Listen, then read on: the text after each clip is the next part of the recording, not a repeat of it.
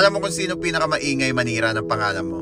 Yung mga tao na takot na magsalita ka ng totoo. Kasi pag lumabas ang katotohanan, tapos ang pelikula nila. Kaya inuunahan ka na. Ginagawa ka ng masama, sinisiraan ka. Para pag ikaw na ang nagsalita, mukha ka ng sinungaling. Classic move yan. Yung may tinatago, siya yung unang sumisigaw. Yung may kasalanan, siya yung biglang biktima.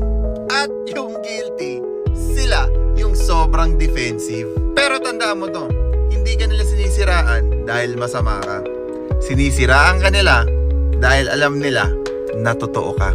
At ang totoo, hindi mo kailangan ipagtanggol ang sarili mo sa mga tao na alam mo naman na nagsisinungaling. Kasi ang katotohanan, tahimik lang. Pero pag dumating yan, isa-isa silang babagsak. So let them talk. Takot lang sila na pag nagsalita ka, wala na silang kwento. Diba? Peace out.